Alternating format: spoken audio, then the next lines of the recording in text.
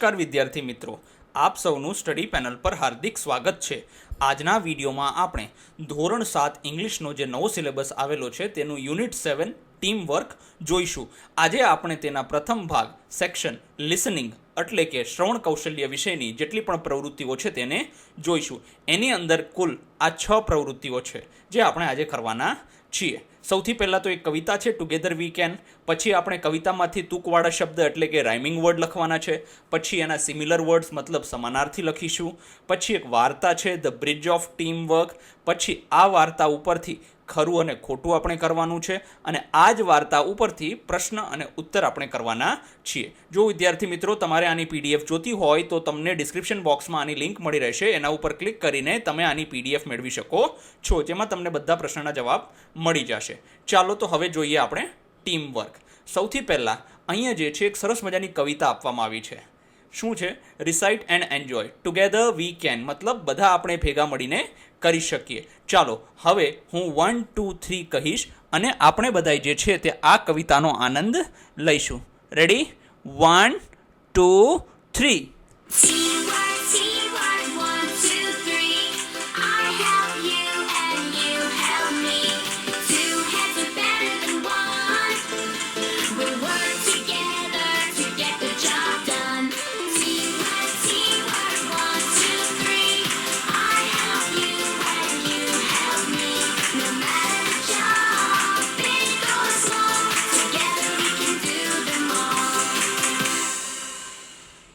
ચાલો, ખૂબ નાની એવી અને સરસ મજાની કવિતા હતી, આપણે ગાઈ।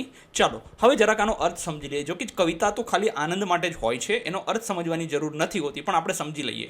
જુઓ, કારણ કે આના ઉપરથી ઘણા બધા પ્રશ્ન બનતા હોય છે। પ્રશ્ન એટલે રાઇમિંગ વર્ડ્સ ને એવા બધા, એ પણ આપણે જોઈ લઈશું। જુઓ, team work 1, 2, 3 I help you and you help મી, મતલબ એમ કહેવાય કે આપણે બધા જ્યારે સમૂહ કાર્ય કરીએ છીએ 1, 2, 3, 4 આવી રીતે જણાવો થતા જઈએ, માણસો થતા જઈએ અને તમે મારી મદદ કરો અને હું તમારી મદદ કરું। 2 heads are better than 1, મતલબ એમ કહેવાય ને કે એક કરતાં બે ભલા, એવી આપણી ગુજરાતીમાં કહેવત છે અને હિન્દીમાંય કહેવત છે 1 से 2 ભલે। તો એમ કહેવાય કે બે માથા હોય એ એક માથા કરતાં વધારે સારું, મતલબ કોઈ કામ ઝડપથી થઈ શકે, વિચારી શકે અને એનું સરળતાથી નિરાકરણ પણ લાવી શકે। Will work together two get the job done, આપણે બધા સાથે કામ કરીશું કામને જલ્દી પૂરું કરવા માટે। Again team work 1, 2, 3 I help you and you help me, હું તમને મદદ કરું તમે મને મદદ કરો। No matter the job big or small, મતલબ જોબ એટલે નોકરીની વાત નથી, કામની વાત છે કે કામ નાનું હોય કે મોટું હોય એનાથી પ્રશ્ન છે નહીં, આપણે બધા એકબીજાની મદદ કરીશું તો જલ્દીથી પૂરું થઈ જશે। Together we can do them all, ભેગા મળીને આપણે તે બધા કામોને કરી શકીએ છીએ। હવે અહીંયા જે સમજવા જેવી વસ્તુ છે ને, રાઇમિંગ વર્ડ કોને કહેવાય? બરાબર છે, તો હવે એને જો 1 ને ડન આ બંને રાઇમિંગ વર્ડ છે, બરાબર છે। તો કે 1 અને ડન એટલે મતલબ એમ કહેવાય ને કે બંનેનું ઉચ્ચારણ કેવું છે? તો કે સમાન છે, એટલે 1 અને ડન શું છે? અહીંયા રાઇમિંગ વર્ડ છે। હવે અન્ય રાઇમિંગ વર્ડ વિશે પણ આપણે જોઈએ, અહીંયા આપેલા છે। ચાલો, practice A find a rhyming word from the poem and add 1 more rhyming word yourself. હવે મી માટે આપણે પોયમ કે પોમ, હકીકત શબ્દ એનો પોમ છે, પોમમાંથી આપણે કોઈ શબ્દ શોધવાનો છે જે મીની જેવો ઉચ્ચારણ થતું હોય, એના જેવી રાઇમ આવતી હોય અને એક આપણે જાતે લખવાનો છે। ચાલો જોઈએ તો 3 મી, 3 સી, જો આ બંને રાઇમિંગ વર્ડ છે। તમને એમ થશે કે સર આનું ઉચ્ચારણ ક્યાં નહીં, અંતનું ઉચ્ચારણ સમાન હોવું જોઈએ, એને રાઇમિંગ વર્ડ કહેવાય। જેમ કે અહીંયા ઈનું ઉચ્ચારણ છે તો અહીંયા પણ ઈનું ઉચ્ચારણ છે અને અહીંયા પણ ઈનું ઉચ્ચારણ છે। પછી છે 1 તો ડન, સન 1 ડન સન, જો બધાનું ઉચ્ચારણ જો અહીંયા એની છે પણ અહીંયા ખાલી એન છે, પણ ઉચ્ચારણ શું થાય છે? નનું જ થાય છે। 1 મતલબ ન, ડનમાં છેલ્લે ન, સનમાં છેલ્લે ન। પછી છે સ્મોલ, ઓલ બોલ, આનું પણ ઉચ્ચારણ શું થાય છે? સમાન થાય છે, એટલે આને શું કહીશું આપણે? આ બધા રાઇમિંગ વર્ડ્સ છે। Be find similar words from the poem, હવે આના જેવા જે છે મતલબ આના સમાનાર્થી શબ્દ આપણે શોધવાના છે। સિમિલર વર્ડ્સ મતલબ સમાનાર્થી શબ્દ, સમાનાર્થી શબ્દ માટે અંગ્રેજીમાં સારો શબ્દનો ઉપયોગ થાય ને તો એ સિનોનિયમ છે। શું છે? સિનોનિયમ છે। Find similar words from the poem, મતલબ પોયમમાંથી કે કવિતામાંથી એનો સમાન અર્થવાળો શબ્દ લખો। અસિસ્ટ એટલે હેલ્પ કરવી, કોઈ તમે કદાચ સાંભળ્યું હશે કે આ મારો અસિસ્ટન્ટ છે. અસિસ્ટન્ટ એટલે એ બીજી વ્યક્તિને મદદરૂપ થવા માટે કોઈ વ્યક્તિ હોય તો એને હેલ્પર કહેવાય, એટલે અસિસ્ટ કહેવાય. ટાસ્ક એટલે જોબ, કોઈ પણ કામ કરવું એને જોબ કહેવાય, અથવા તો ટાસ્ક કમ્પ્લીટ કરવું એટલે કે કોઈ કામ પૂરું કરવું. લિટલ એટલે સ્મોલ, નાનું. કમ્પ્લીટ એટલે ડન, મતલબ પૂરું કરવું. તો આ આપણે જોયા એના સમાનાર્થી શબ્દ. હવે જુઓ, અહીંયા એક સરસ મજાની સ્ટોરી છે, the bridge of team work. જુઓ, આ એક બ્રિજ છે જે આ લોકો ટીમ વર્ક કરીને આ બ્રિજને જે છે તે પૂરો કરે છે. અહીંયા તમારી સમજણ માટે મેં ભાષાંતર પણ આપ્યું છે. જ્યારે તમે એકલા આનો અભ્યાસ કરતા હોય ને તમને આ વસ્તુ ન સમજાય તો તમે આ ભાષાંતરનો ઉપયોગ કરી શકો છો. ચાલો જોઈએ. There were 4 friends, Riya, Aman, Kunal, Meera. In a small village, they always walked to school together through a forest path. જો ત્યાં 4 છોકરાઓ એક નાના ગામની અંદર રહેતા હતા. જો ઇન અ સ્મોલ વિલેજ મતલબ એક નાના ગામમાં 4 મિત્રો રહેતા હતા. શું નામ હતું? તો કે રિયા, અમન, કુણાલ અને મીરા. હવે જુઓ, આ લોકો છે ને they always walk to school together. એ લોકો બધા સાથે સ્કૂલે જતા હતા. થ્રુ અ ફોરેસ્ટ પેથ, જંગલના એક રસ્તામાં થઈને એ લોકો જતા હતા. One rainy morning they found that, એક દિવસ, રેની મોર્નિંગ મતલબ વરસાદી સવારમાં, ચોમાસાની સવારમાં એમને જોયું, they found that the small wooden foot bridge across the stream. મતલબ એમ કહેવાય કે જો આ એક જે ઝરણું નીચેથી જતું હતું, બરાબર છે, હવે અક્રોસ ધ સ્ટ્રીમ મતલબ આની ઉપરથી પસાર થઈને જે બ્રિજ હતો, વુડન બ્રિજ, લાકડાનો બ્રિજ હતો, એ કેવો હતો? હેડ બ્રોકન મતલબ તૂટી ગયો હતો. તો હવે હેજ ડેમેજ મતલબ એ ડેમેજ થઈ ગયો હતો, ચાલવા લાયક હતો નહીં. The water was flowing fast and they could not cross it safely. મતલબ જો ઘણા પાણી ઓછું હોય તો આપણે તે ઝરણાની અંદરથી થઈને પણ જઈ શકીએ છીએ, પણ અહીંયા શું હતું કે પાણીનો પ્રવાહ વધારે હતો, તો એ લોકો એને ક્રોસ કરી શકતા હતા નહીં. મતલબ કહેવાય સુરક્ષિત રીતે એને પાર કરી શકતા હતા નહીં. Aman said we should return home. અમને કીધું કે આપણે ઘરે જતું રહેવું જોઈએ.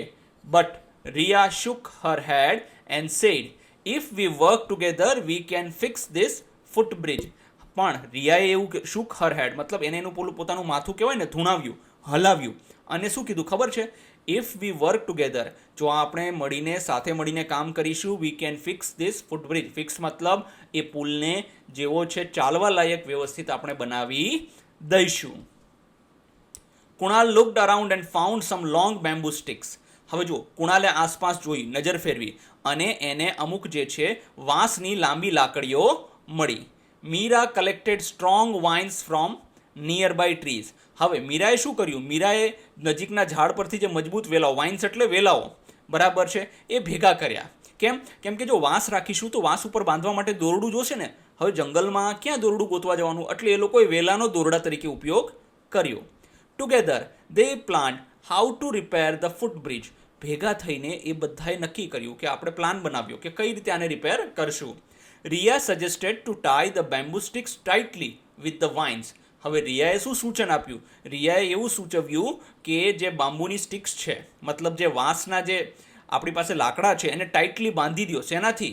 ટાઈ એટલે બાંધવું. શેનાથી બાંધવી જોઈએ? તો વિથ ધ વાઇન્સ. વાઇન્સ મતલબ વેલાઓથી. Aman held the sticks in place, Meera tied the knots and Kunal tested the strength.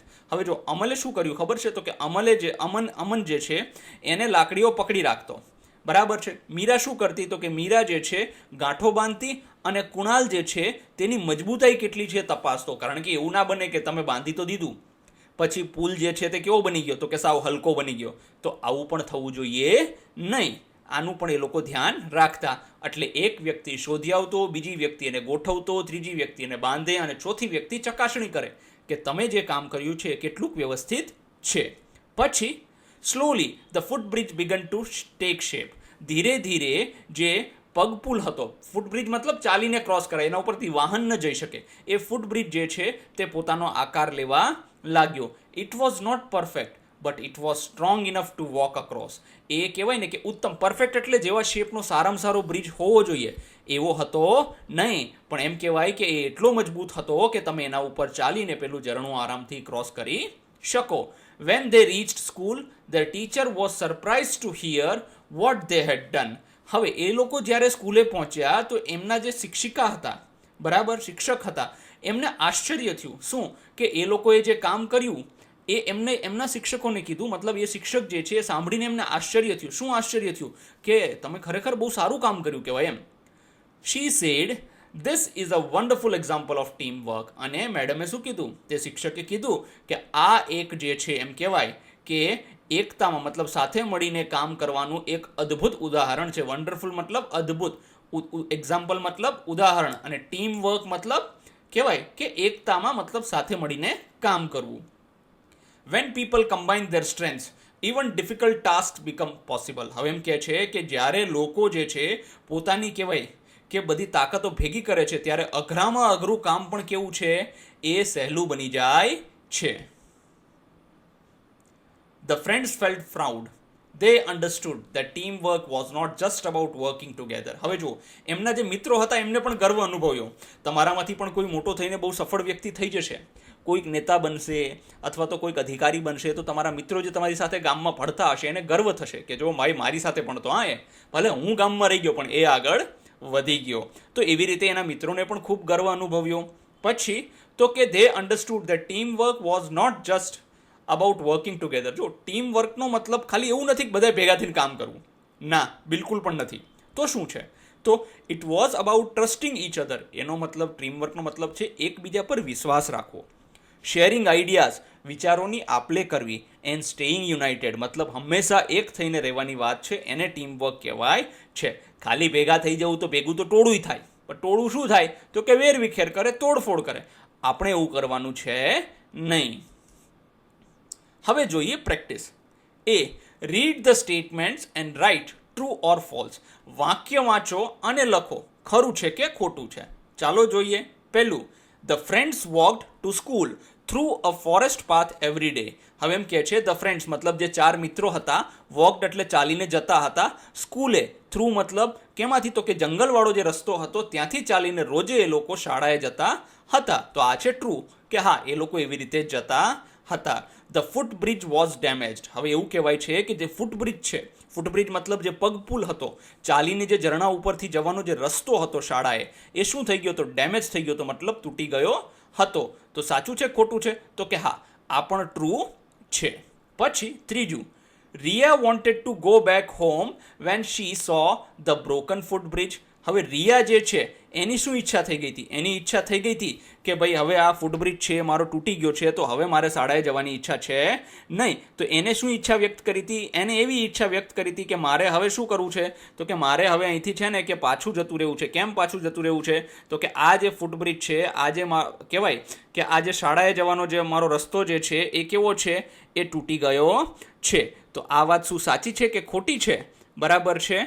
હવે જો, તો કે આ ખોટું છે.